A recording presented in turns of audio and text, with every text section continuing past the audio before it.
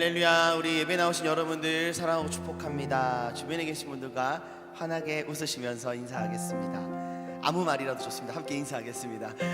사랑합니다. 축복합니다. 잘 오셨습니다. 네, 찬양이 여러분 사랑하십니다. 네, 감사합니다. 우리 가능하신 분들은 함께 자리에서 일어나셔서 우리 주님 앞에 찬양하고 또 주님을 높여드리며 우리 주님 앞에 함께 나아갈 수 있기를 원합니다.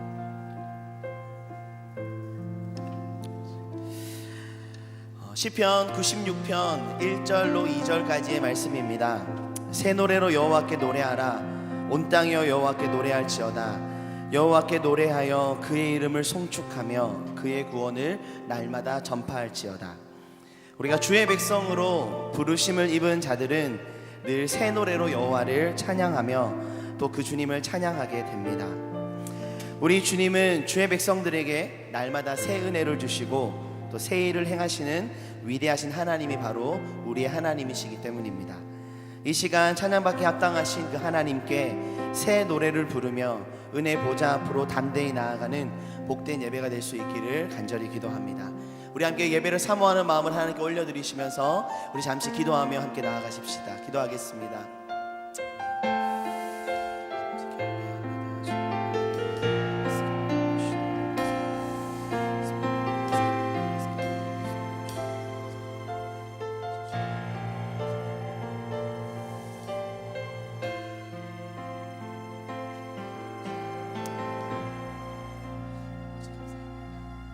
하나님, 이 시간 믿음으로 주님 앞에 나와 드리는 우리의 예배를 기뻐 받아 주시옵소서. 새 노래로 여호와 하나님 한 분을 찬양할 수 있도록 성령이 우리의 모든 걸음을 인도하여 주십시오. 살아계신 예수님 이름으로 기도드립니다. 아멘. 아멘. 우리 찬양받기에 합당하신 그 하나님께 오늘 영광의 박수 올려드리며 함께 나아가겠습니다. 아멘.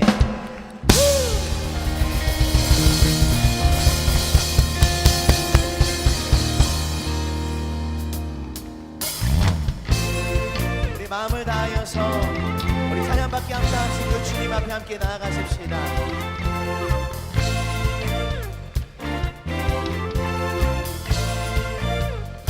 선포하십시다. 성도여 다 함께 할렐루야 아멘. 주 찬양하여라 할렐루야. 우리 한 번 더 성도여 다 함께 할렐루야 아멘. 주 찬양하여라 할렐루야 아멘. 주 보좌 앞에서 택하신 은혜를 다 찬송하여라 할렐루야 아멘. 만문을 열어라 할렐루야 아멘. 온 하늘 울려라 할렐루야 아멘. 인도자 되시며 친구가 되신 주 그 사랑 끝없다. 우리 한 번 더 우리 인도자 되신 주님을 높여드리십시다. 인도자 되시며 친구가 되신 주 그 사랑 끝없다. 우리 주님을 찬양하십시다.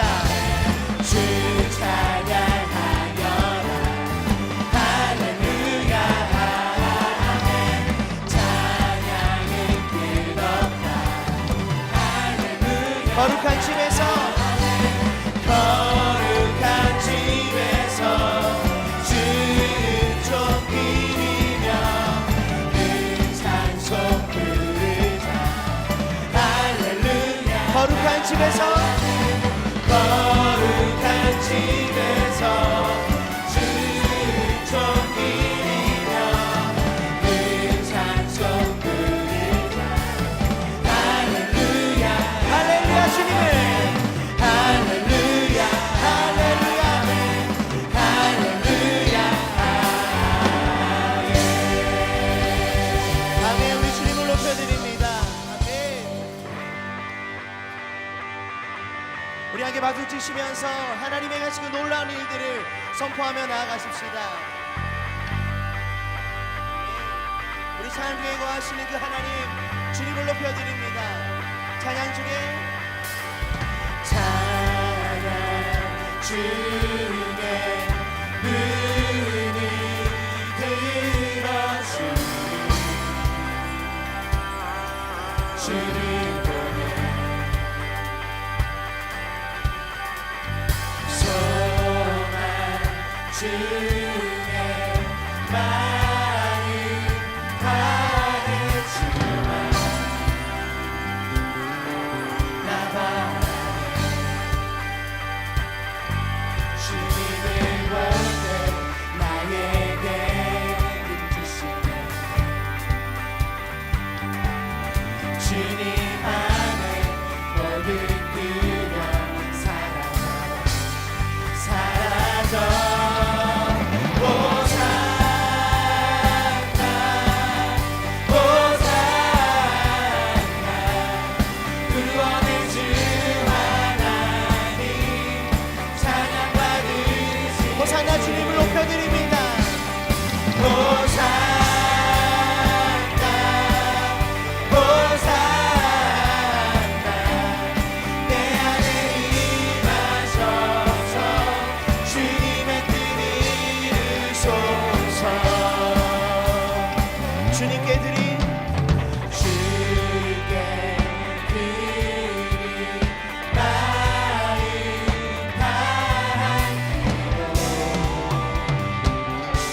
들으소서 주님의 나라를 주의 나라 사랑 영원히 새롭게 선포하십시다. 주님을 볼 때 나에게 힘주시네 주님 안에 모든 두려움 사라져 호산나 호산나 구원의 주 하나님 찬양받으시 호산나 호산나 호산나 호산나 내 안에 임하셔서 주님의 뜻 이루소서 아멘. 우리가 주님 한 분만을 높여드립니다.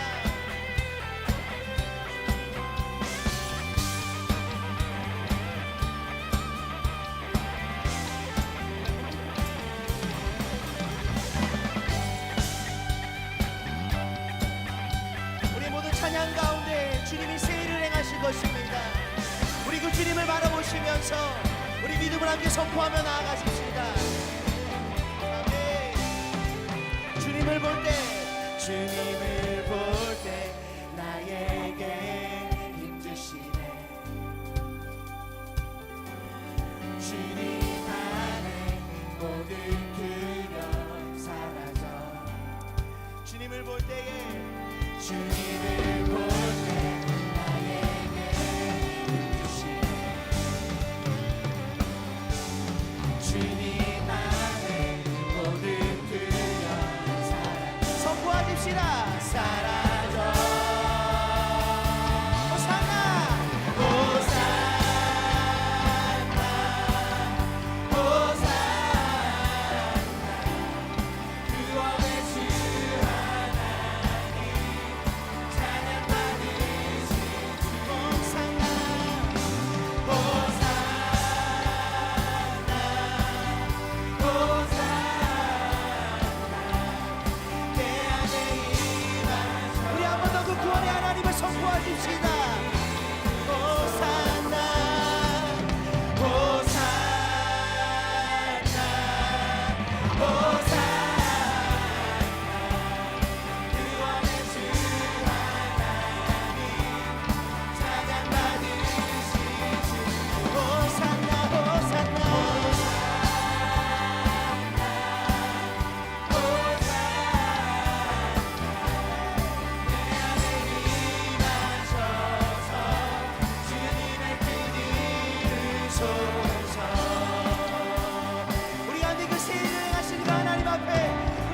박수 올려드리겠습니다. 아멘. 할렐루야. 주님 감사합니다. 아멘. 아멘.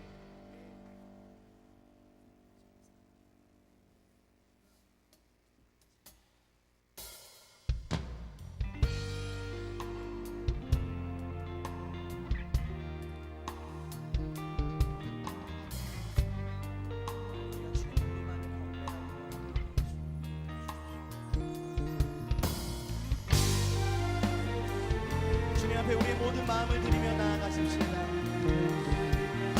우리가 주님 앞에 겸손히 엎드려 살아계신 그 하나님 한 분만을 경배합니다. 주 앞에 겸손히 나서 있네. 주의 날 자유케 주 앞에 죄인된 내 모습 보내 주 보혈 날 덮으셨네. 생명 주신 주님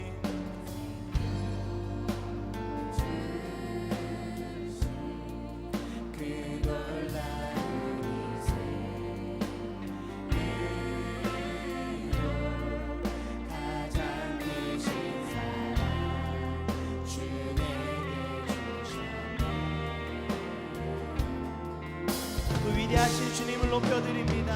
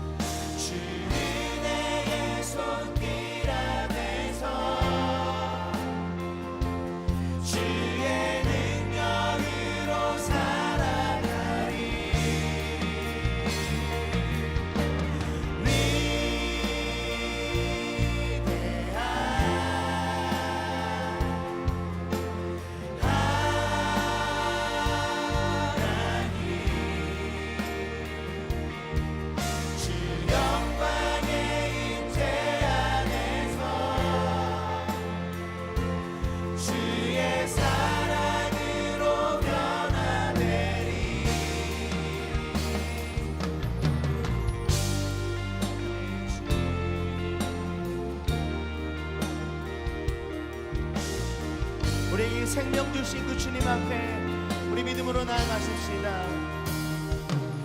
생명 주신 그 놀라운 은혜로 가장 크신 사랑 주 내게 주셨네. 우리 전심으로 선포하십시다.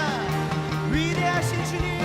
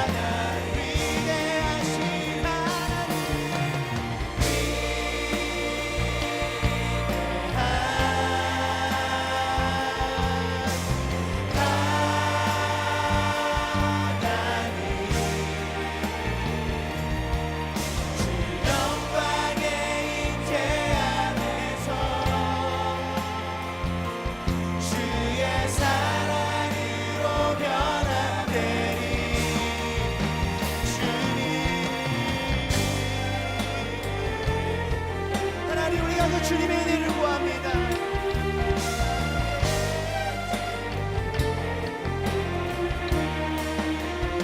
주님은 위대하십니다. 크신 주님, 위대하신 하나님 그 주님만을 바라봅니다.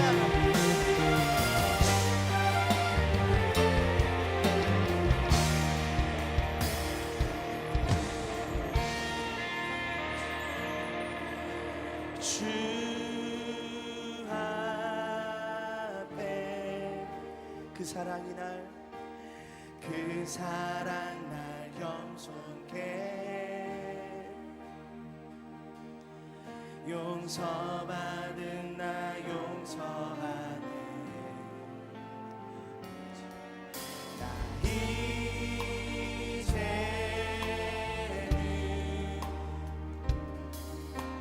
주 사랑 안에 있네 영광의 불 날 거룩해 선포하십시다. 생명 주신 주님 주님 주님의 그 생명으로 날 살리신 주님 주님 우리의 삶을 드립니다. 그 위대하신 하나님께 모든 것 다 내어 맡깁니다. 가장 크신 사랑 주 내게 주셨네 선포합니다.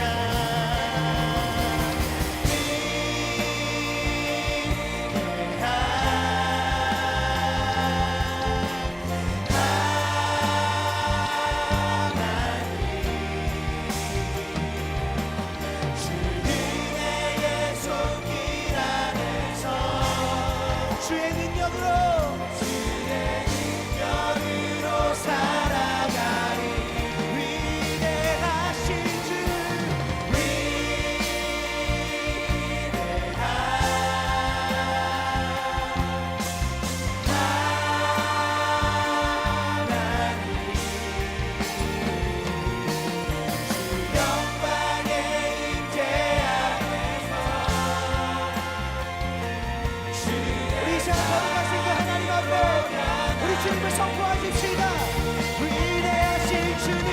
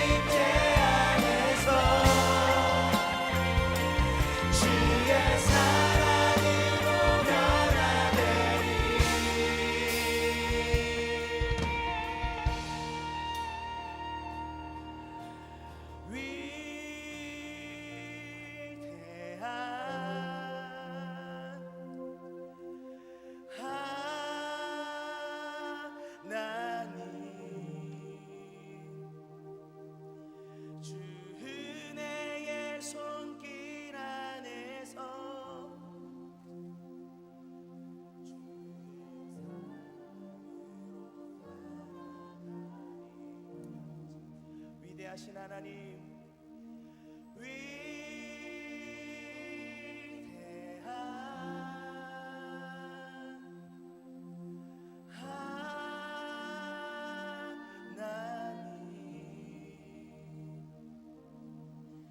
주 영광의 임재 안에서 주의 사랑으로 변화되리. 우리 함께 기도하며 나아가십시다. 하나님 우리가 그 주님의 그 사랑의 손에 붙들리기 원합니다. 그 영광의 임재 가운데 주님이 말씀하실 때에 나의 삶을 들여 하나님 온전히 주의 손에 붙들려 변화되어지며 새롭게 되어지며 하나님의 그 놀라운 영광 가운데 날마다 나아갈 삶이 되어지기 원합니다. 주님이 나에게 말씀하여 주십시오. 주님 내가 듣겠나이다. 위대하신 하나님 이 시간 말씀 가운데 주님 충만하게 역사하여 주시옵소서. 우리 주님 우리 마음의 고백을 드리며 우리 함께 기도하며 나아가십시다.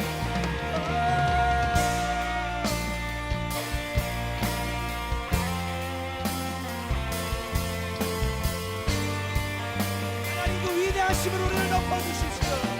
그 아버지의 사랑으로 우리를 덮어주십시오. 아버지 그 주님의 그 영광의 임재 가운데 우리가 날마다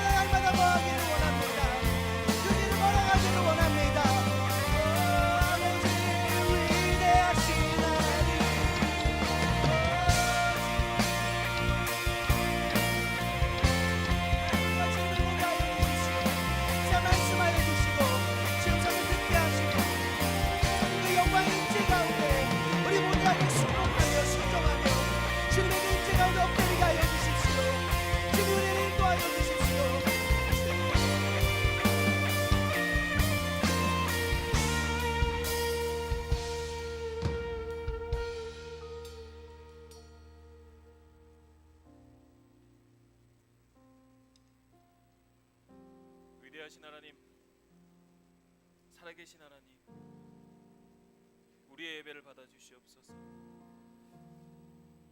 우리의 삶이 찢겨진 가운데서도 하나님을 만나기 위해서 이 자리에 왔고, 우리가 예배할 수 없는 환경 가운데서, 때로는 낙심하고 절망 가운데서 다시금 주님을 찾아 이 자리에 나왔습니다. 하나님, 이 자리에 임재하셔서 우리를 만나주시며 하나님 함께 하심을 통하여서 우리가 새 힘을 얻고 나아가는 귀한 시간 되게 하여 주시옵소서. 주님 함께 하심을 믿습니다. 하나님, 우리의 삶 가운데 하나님의 동행하심이 늘 나타나게 하여 주시옵소서. 이 모든 말씀 예수님 이름으로 기도드립니다. 오늘 하나님께서 우리에게 주신 말씀은 사도행전 4장 1절부터 12절까지 말씀입니다. 사도행전 4장 1절부터 12절까지 말씀입니다. 찾는 동안에 광고 말씀 알려드리도록 하겠습니다. 우리 교회가 내일부터 하나님 저 왔어요 라는 캠페인을 합니다. 이 캠페인은 여러분들이 가능한 시간에 맞춰서 주일 이외에 매일에 이 교회에 와서 함께 교회를 위해서 기도하고 또 여러분들의 간구의 제목들을 또 함께 기도하고 아뢰는 시간입니다. 이 시간들 놓치지 마시고 함께 하기를 원합니다. 주차 안내가 있는데요. 저희가 예봉초등학교에서 오후 3시까지 주차를 빌리는데 이까지 시간을 해 주셔야 됩니다. 그래서 예배에 참여하시는 분들이나 혹시 예봉초등학교에 주차를 하시면 늦어도 3시까지는 주차 이동을 부탁드리겠습니다. 하나님의 말씀 4장 1절부터 12절까지 우리 교도하도록 하겠습니다. 사도들이 백성에게 말할 때 제사장들과 성전 맡은 자와 사두개인들이 이르러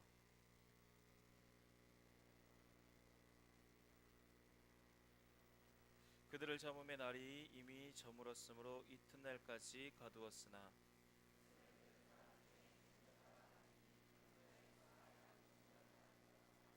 이튿날 관리들과 장로들과 서기관들이 예루살렘에 모였는데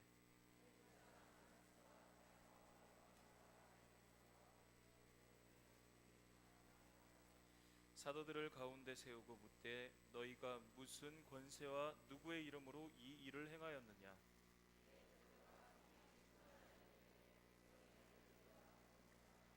만일 병자에게 행한 착한 일에 대하여 이 사람이 어떻게 구원을 받았느냐고 오늘 우리에게 질문한다면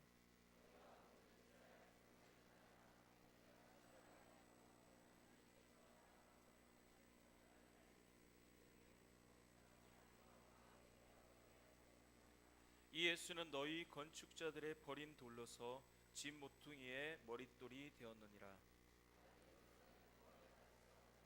천하 사람 중에 구원을 받을 만한 다른 이름을 우리에게 주신 일이 없음이라 하였더라. 아멘. 지난주에 말씀을 나눌 때 사도행전 3장의 말씀을 함께 나누었습니다. 베드로와 요한이 성전 미문이라는 이 성전 앞에서 태어나면서 한 번도 걸어보지 못했던 사람에게 하나님 나사렛 예수 그리스도의 이름으로 명하노니 일어나 걸으라 라는 말씀을 통해서 이 사람이 일어났습니다. 그리고 이것이 성전 전역에 있던 사람들에게 퍼졌습니다. 많은 사람들이 성전에 기도하러 올라오는 그 도중에 그 광경을 보았습니다. 이 사람이 성전에서 뛰어 있으면서 춤추고 하나님을 찬양하는 모습을 보게 된 겁니다. 늘 구걸하던 사람이 늘 앞에서 엎드려서 일어나지 못했던 사람이 일어나서 하나님을 찬양하는 그 놀라운 광경에 하나님의 기적을 바라보면서 하나님께 영광을 돌렸던 사람이 있는 반면에 그 모습을 싫어하는 사람들이 있었다는 거죠. 그 모습을 싫어하는 사람들, 그들은 결국 이 베드로와 요한을 잡아서 옥에 가두고 신문을 하였습니다. 자, 그 내용이 2절 말씀 이후에 나옵니다. 어떻게 나오냐면 우리 함께 2절을 읽어볼까요? 예수 안에 죽은 자의 부활이 있다고 백성을 가르치고 전함을 싫어하여. 이들은 싫어하는 이유가 그들이 앉아 있는 사람을 낫게 한 것이 싫은 것도 아니고, 형이나 어떤 기적을 통해서 사람들로부터 인기를 얻는 것도 싫어하는 것이 아니라 정말 싫어하는 목적이 뭐냐면 그들이 가지고 있는 생각이 있었는데, 그들의 생각은 뭐냐면 부활이 없다라는 생각이었습니다. 그런데 부활이 있다라는 이야기를 하는 사람이기에 싫어했다는 거죠. 예수 안에서 죽은 자의 부활이 있다라고 백성들에게 가르치는 것을 싫어했습니다. 오늘 본문 사도행전 4장에 나타나는 내용은 사도들이 백성에게 말할 때 이런 내용을 대제사장들과 그리고 성전 맡은 자, 그리고 사두개인이라고 불리는 사람들이 싫어했습니다. 예수님 당시에 유대인들은 몇 가지 부류로 나누어져 있었는데, 그 중에 이 분파 중에 우리가 흔히들 잘 알고 있는 바리새인이라고 불리는 바리새파 사람들이 있었습니다. 그리고 오늘 본문에 나오는 사두개파 사람들이 있었습니다. 사두개인들. 이 사두개인들은 이 대제사장들과 그룹을 같이 해서 그 대제사장들을 서포트했던 사람들입니다. 어떻게 서포트했냐면 신학적으로 서포트했습니다.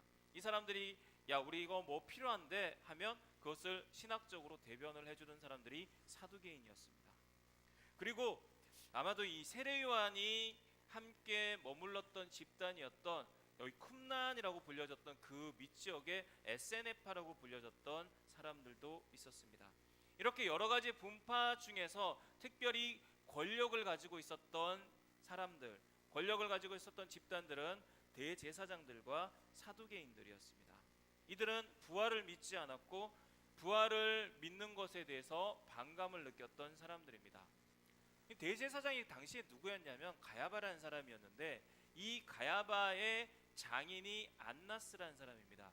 이 둘은 오랜 기간 동안 이 대제사장직을 서로가 겸하면서 권력의 이 중심을 축적했던 사람입니다. 이 대제사장 이 안나스라는 사람은 AD 6년경에 수리아 총독으로부터 대제사장직을 받았습니다. 그런데 한 10년을 하다가 이 직에서 이제 보직해하게 됩니다. 자기가 쫓겨나면서 누구에게 넘겨주냐면 자신의 사위에게 넘겨주게 됩니다. 그래서 자신의 사위가 이 보직을 받아가지고 또 대제사장직을 지냅니다. 시간이 지나면서 이 가야바가 나를 때 유대 전승에 의하면 자신의 5명의 자식들에게 나눠줬다는 거예요. 즉 이미 대제사장직을 벗어났는데도 막대한 영향력을 행사했던 사람이 이 안나스라는 사람입니다. 이 사람들 그리고 이 대제사장들, 장로들은 이 유대인들을 지배하면서 그들이 가지고 있는 권력을 조금 더 돈독히 하려고 했습니다. 행여나 누군가가 이 권력을 방해하는 세력이 있다면, 혹 행여나 이 권위에 대해서 누군가가 도전하는 사람들이 있다면 가차없이 막고 가차없이 제거하는 것이 그들의 삶이었습니다.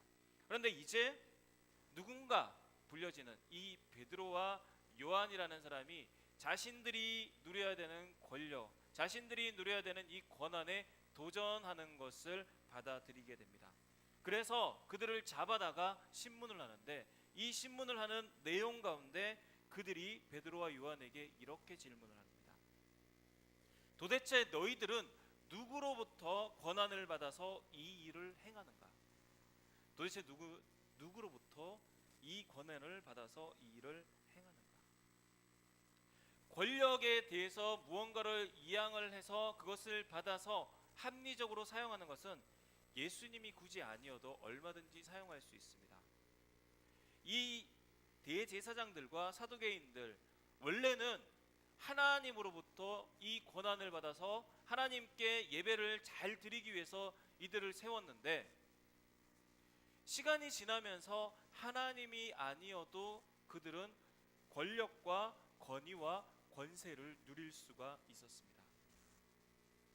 하나님이 아닌데 그들은 얼마든지 자신들의 권력을 다른 사람에게 넘겨줄 수 있었습니다. 그리고 그것을 충분히 누릴 수 있었다라는 거죠. 오늘날도 마찬가지입니다. 우리가 어떤 생활을 하든지 행여나 하나님이 아닌 자리에서, 일반 직장 생활에서도 얼마든지 가지고 있는 권력을 임계하거나 넘겨줄 수 있습니다. 그런데 이 권력을 넘겨줄 때는 중요한 것이 내가 가지고 있는 이익에 상충할 때는 쉽게 넘겨주지 않습니다.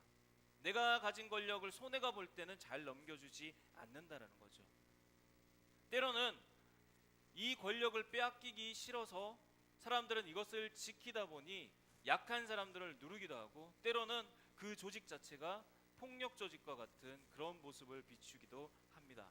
오늘 본문에 있는 이 대제사장들과 이 서기관들과 그리고 장로들과 사두개인들이 그런 모습을 띄었다는 거죠.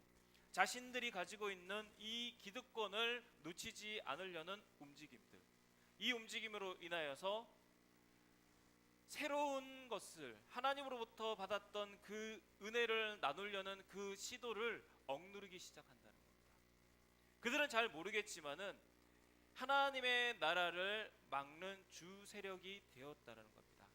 하나님을 열심히 섬긴다고 자랑했던 그 사람들이 하나님을 막는 주 방해물이 되었다는 거죠. 이 방해물, 이 영적인 방해의 움직임 가운데 이 베드로와 요한이 딱 맞닥뜨렸다는 겁니다. 그런데 우리의 삶 가운데서도 여전히 이런 영적인 방해의 움직임들이 있습니다. 사탄의 움직임은 우리가 생각하는 것보다 훨씬 더 교묘하고, 영적인 방해의 움직임들은 우리보다 훨씬 더 지혜로운 방법으로, 훨씬 더 합리적인 방법으로 이것들이 우리 가운데 밀려옵니다.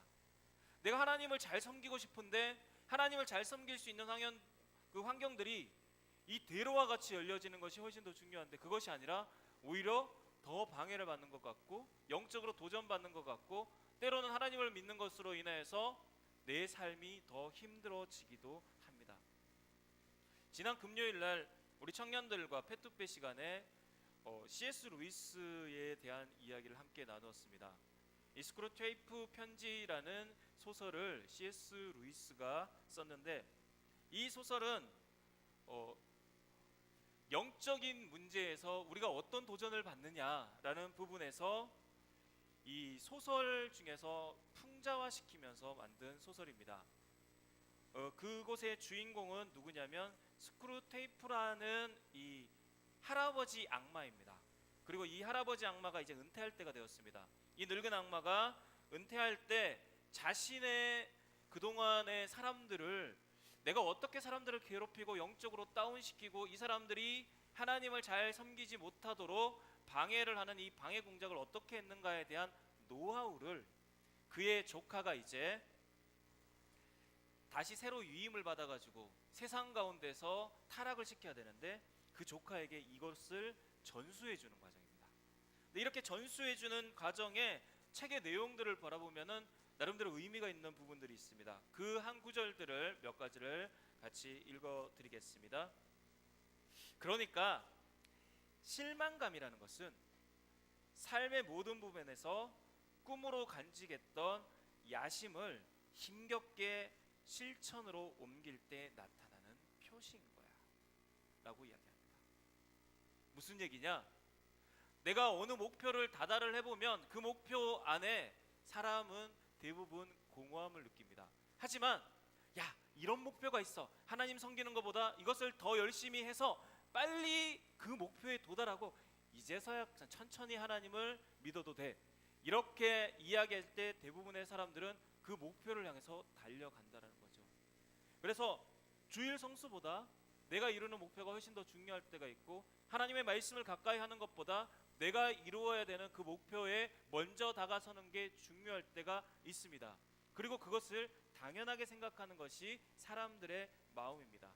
그쯤 되었을 때 이제 한번 열심히 신앙생활 하려고 할 때 또 다른 속삭임을 합니다. 이 늙은 악마는 조카에게 이렇게 가르칩니다. 예수를 믿지 말라 그러면 대부분의 사람들은 더 열심과 같이 믿게 돼. 왜냐하면 그들은 그것이 영적인 도전이라는 것을 쉽게 알고 있거든. 그러니까 어떻게 하냐? 중용이라는 단어를 쓰면 돼. 중용이라는 단어. 너무 열심히 믿는 것보다 사람이 적당히 믿어야 미치지 않는 거야. 오히려 그렇게 열심히 믿었을 때는 하나님 앞에 별로 도움이 안 돼. 너의 미래를 위해서, 때로는 너의 삶의 질을 위해서 적당히 중용하는 자세가 필요해. 물론 이렇게 하면 이것도 영적인 도전처럼 비춰집니다. 하지만 훨씬 더 고상한 말을 하면 어떻게 할까요? 여러분들이 도덕적이거나 인격적이라면 좀 차분함이 필요합니다 라는 의미를 쓰면 사람들은 그것을 곧이곧대로 받아들인다는 겁니다. 비록 이 소설이고 픽션이지만 우리에게 시사해주는 많은 내용들이 있습니다. 세상에 많은 사람들이 성공하는 기준을 닮아갈 때 때로는 그것이 영적인 유혹이 있을 때 많은 부분을 포기하면서 내 삶을 포장을 한다라는 겁니다. 세상의 기준을 가지고 내가 예수를 믿을 때에는 내가 예수를 잘 믿고 싶은 마음도 있지만은 한편으로는 내가 이러다가 세상 사람들에게 뒤처지지 않을까, 저 기준으로 지금 열심히 살아가는 사람들에게 뒤처지지 않을까라는 그 마음을 가지고 있다는 거죠.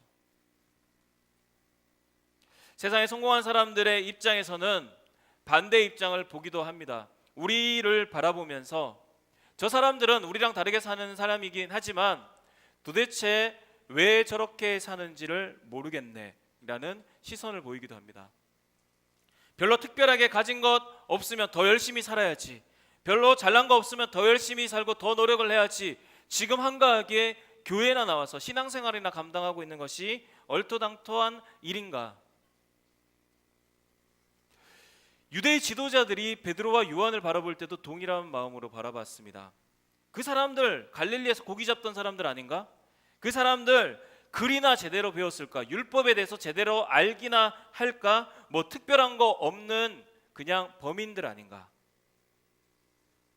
세상의 기준으로 보면 이 베드로와 요한을 바라보는 시선과 세상 사람들이 혹은 세상의 가장 높은 가치가 우리를 바라보는 시선이 비슷해 보이기도 합니다. 그런데 그 기준을 나도 똑같이 나에게 적용을 하면 정말 좌절하고 힘들고 실망감만 가지고 살아가는 것이 우리의 인생입니다. 그래서 나는 이런 특별한 학교를 나오지 못했기 때문에 나는 안 돼. 나는 이런 집안의 배경이 없기 때문에 나는 안 돼. 나는 돈이 많이 없어서 나는 안 돼. 나는 특출한 외모가 없어서 안 돼. 저 사람은 저렇게 많이 가지고 있는데 나는 왜 이럴까? 이것이 우리의 실망의 자리가 되기도 합니다. 하지만 우리 하나님도 그렇게 판단을 하고 계실까요? 우리 하나님도 우리를 바라보실 때 그렇게 판단을 하고 계실까요? 우리 머릿속으로는 잘 알고 있습니다. 하나님 우리를 너무나 사랑하시고 우리를 창조하신 분이시기 때문에 우리를 구원하신 이 하나님, 날마다 우리와 동행한다는 사실을 머릿속으로는 잘 알고 있습니다. 그런데 우리에게 지금 하나님께서 나를 통해서 놀라운 일을 일으키시리라는 그 믿음에 대한 기대는 별로 없는 것 같아요. 오늘 하나님이, 내가 하나님을 신실하게 믿는 그 믿음 하나 때문에 나를 들어서 놀라운 일을 일으키시고 나를 들어서 이 세계 가운데서 사용하시고 이 세상 가운데서 하나님의 일을 이루실 거라는 그 기대감은 별로 없는 것 같다는 거죠. 베드로와 요한은 그렇지 않았습니다. 그들은 대제사장들과 장로들과 서기관들이 인정하는 것으로부터 권한을 얻은 것도 아니고 그런 능력을 바랬던 것도 아니고 그런 백그라운드를 바랬던 것도 아닙니다. 하지만 그들이 사용하고 있는 그 능력이 어디서부터 왔는지, 그리고 그 능력으로부터 무엇을 해야 되는지에 대해서 분명히 알고 있었습니다. 그래서 한 병자가 회복되어지고 일어나지 못했던 사람이 일어나고, 때로는 내가 전했던 그 목소리를 통해서, 그 복음을 통해서 한 사람이 하나님께로 돌아왔을 때 이것이 무엇을 의미하는지에 대해서 분명히 알았습니다. 베드로와 요한과 그리고 이 유대의 지도자들이 가지고 있었던 것이 무엇이 달랐을까요? 베드로와 요한 그리고 초대 교회 그리스도인들은 그들이 가지고 있는 핵심이 하나님으로부터 왔다는 사실을 분명히 알고 있었습니다. 능력과 은혜 그리고 치유의 은사가 하나님으로부터 왔다라는 것이죠. 그들이 세상을 가서 살아가고 또 살아가야 되는 이유와 목적이 하나님으로부터 출발한다는 사실을 분명히 알았는데, 이 출발점이 바로 오순절날 마가의 다락방에서부터 시작한 성령이 그들 가운데 함께 했을 때 있었다는 겁니다. 하나님의 함께 하심을 통해서, 성령 하나님이 함께 하심을 통해서 그들의 삶의 목적이 완전히 바뀌었다라는 것이죠. 그들이 살아가는 그 목적이, 내가 지금 이 땅에 살아있는 이유, 내가 이 땅에서 살아가야 되는 목적, 삶의 본질이 하나님으로부터 출발하는구나 라는 사실을 분명히 알았습니다. 그러기에 그들은 담대히 이 대제사장들과 이 유대의 지도자들에게 선포할 수 있었습니다. 백성들의 관리들과 장로들아, 만일 병자에게 착한 일에 대하여 이 사람이 어떻게 구원을 받았냐고 우리에게 질문한다면, 이 내용의 의미는, 여러분, 저 사람에게 치유의 행위가 일어난 이 사건이 단순히 놀라운 사건이나 기적이나 때로는 누군가를 고치는 데 집중한 사건이 아니라, 하나님이 이 사람을 통해서 하시는 역사, 하나님이 우리를 통해서 나타나시는 역사, 그 역사의 현장에서 어떤 일이 일어났냐를 물어본다면, 그것이 우리 인생에서 구원이라는 것과 직결되어 있다는 것을 물어본다면, 그것은 하나님께로부터 왔다라는 것이 이 베드로와 요한의 고백입니다. 그들은 이 기회를 복음을 전할 수 있는 기회로 보았습니다. 그리고 그들이 전했던 복음의 핵심은 다른 게 없습니다. 단 하나의 글자, 예수라는 겁니다. 내가 지금 살아있는 삶의 목적, 내가 지금 전하고 있는 전함에 대한 목적, 이것은 복음이라고 불려지는 것이고, 이 복음이라고 불려지는 이것에는 예수 그리스도를 위한 삶의 확신이 당신들에게 필요하고 저에게 필요하고, 우리가 살아가는 목적이 예수로 인해서 필요한 것입니다. 구원이 어디서 오냐고요? 바로 예수로부터 옵니다. 천하에 다른 이름, 구원받을 만한 다른 이름을 우리에게 주신 적이 없습니다 라는 것이 그들의 고백이었다는 것이죠. 세상의 기준이 오직 예수여야 되고, 세상을 살아가는 목적이 예수여야 된다는 사실을 분명히 했습니다. 세상과 예수를 적당히 섞어서 그들의 삶을 살지 않았다라는 거예요. 주일날 교회에 나오면서 내가 평소에 살아가는 삶의 기준은 세상을 두고 살아간다, 세상 사람들이 추구하는 방식대로 살아간다, 그렇게 살지 않았다라는 거예요. 우리는 이 모습을 보면서 우리 자신을 한번 돌이켜 보아야 됩니다. 하나님께서 바라보시고 기뻐하시는 모습이 이런 모습입니다. 하나님은 우리가 이 세상 가운데서 예수의 이름으로 담대하게 살기를 원하십니다. 그래서 우리의 삶을 이렇게 살아갈 때 준비하고 계신 것들이 많은 거예요. 혹시나 내가 이 담대함을 살아갈 때 불편한 것이 있으면 하나님께서 더해 주시려고, 내가 하나님의 나라를 선포하며 살아갈 때 나에게 연약한 부분이 있거나 낙심한 부분이 있으면 하나님께서 채워주시기 위해서 준비하고 있는 부분들이 있다는 거죠. 그래서 성경은 뭐라고 얘기하냐면, 먼저 그의 나라와 그의 의를 구하라. 그 다음에 나오는 단어가 뭐죠? 그리하면 이 모든 것을 너희에게 더하시리라. 하나님이 이 모든 것을 더하시기 위해서 준비하고 있는데, 우리가 먼저 하나님의 나라를 위해서 못 사는 거예요. 우리가 먼저 하나님의 나라 예수 그리스도의 이름으로 못 사는 겁니다. 나사렛 예수 그리스도의 이름으로 인하여서 내 삶이 끊임없이 변혁될 거라는 것을 기대하지 못하고 사는 거예요. 우리가 하나님의 자녀인데, 내가 하나님의 자녀인데 하나님의 자녀로 못 사는 거예요. 내가 하나님의 자녀로 하나님께서 부르심 받아서 이제 내가 너희를 이 세상 가운데서 하나님의 나라를 위해서 하나님의 자녀로 담대하게 살게 해줄게 라고 하는데, 내가 지금 못 살고 있는 겁니다. 나사렛 예수 그리스도의 이름으로 쑥 들어가는 거죠. 어떤 면에서 세상이 우리를 그렇게 가만두지 않는 걸 수도 있습니다. 스크루테이프의 편지의 내용처럼 우리가 세상의 어떤 영적인 유혹으로부터 우리가 포기하고 있는지도 모릅니다. 그런데 하나님께서는 우리에게 이렇게 말씀합니다. 첫 발을 한번 디뎌봐요. 너희가 결단하고 용기를 내서 첫 발을 한번 디뎌봐라. 예수의 이름으로 한번 선포해봐라. 그렇다면 내가 이 뒤에 모든 것을 너희에게 책임질게. 이 모든 것을 너희에게 더해줄게. 하나님의 나라를 선포하는 너희들 가운데, 하나님의 나라를 선포하고 있는 너희의 삶 가운데 내가 책임질게. 세상의 기준으로 살아가는 것이 아니라 너가 하나님의 기준으로 살아가고 하나님의 말씀대로 살아가고 하나님이 살아계시고 예수의 이름으로 살아가는 그 걸음 가운데 한번 첫 발을 내디딜 때 그 다음부터 내가 책임질게. 우리의 결단이 여기에 있어야 되는 줄 믿습니다. 우리의 결단이 여기에 있어야 됩니다. 세상으로 나아가더라도 세상의 기준이 아니라 하나님의 말씀의 기준을 두고 하나님의 은혜를 기준으로 두고 예수의 이름으로 살아가는 사람들이, 그 사람들이 바로 그리스도인입니다. 하나님을 믿으면서 세상의 기준과 그들이 추구해 나가는 방식으로 하나님께서는 살기를 원치 않으십니다. 오히려 우리의 이름, 하나님의 이름으로 한번 살기를 결단하고 그 부르신 길을 걸어갈 때, 하나님의 나라를 구할 때 하나님은 이 모든 것을 더하십니다. 여러분들에게 무엇이 있어야 될까요? 여러분들의 가치에 무엇이 있어야 될까요? 오직 예수의 이름뿐입니다. 이 예수의 이름을 붙잡고 나아가시는 저와 여러분들의 삶이 되기를 주님의 이름으로 간절히 바랍니다. 우리 다 함께 찬송 229장 찬송하시면서 성찬의 자리로 나아가시겠습니다.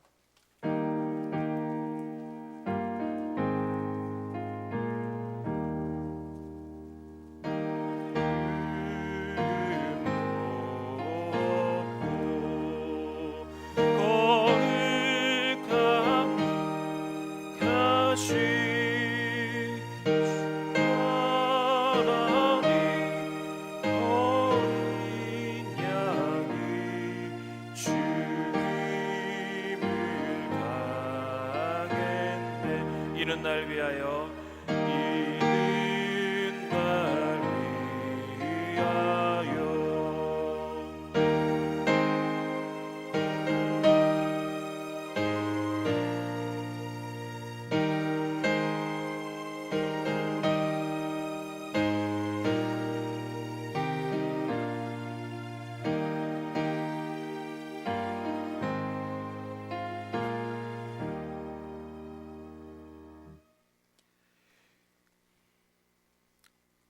주 예수께서 잡히시던 밤 우리 주님은 떡을 가지사 축사하시며 말씀하십니다. 내가 너희에게 전한 것은 주께 받은 것이니 너희가 이 떡을 먹으며 이 잔을 마실 때마다 주의 죽으심으로 그가 오실 때까지 전하는 것이라. 그러므로 누구든지 주의 떡이 잔이 합당치 않게 먹고 마시는 자는 주의 몸과 피에 대하여 죄를 짓는 것이니라. 무릇 주의 몸을 분별하며 살아가는 우리의 사람들, 이 성찬 예식은 우리를 위해서 죽으시고 다시 사신 예수 그리스도를 주님이 다시 오시는 그날까지 기념하며 주님께서 제정하신 예식입니다. 그러기에 우리 역시 하나님 앞에 경건한 마음으로, 참회하는 마음으로 나아가야 됩니다. 우리 함께 기도하시겠습니다.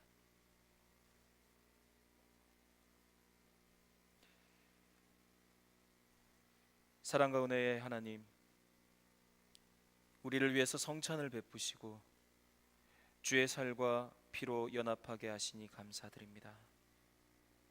하나님, 성찬을 통하여 우리가 주의 한 몸이 되게 하여 주시옵소서. 형제와 이웃에게 사랑을 베풀 수 있는 마음을 허락하여 주시옵소서. 이 떡을 떼고 잔을 마심에 있어서 우리의 삶에 죄악된 자리를 내려놓습니다.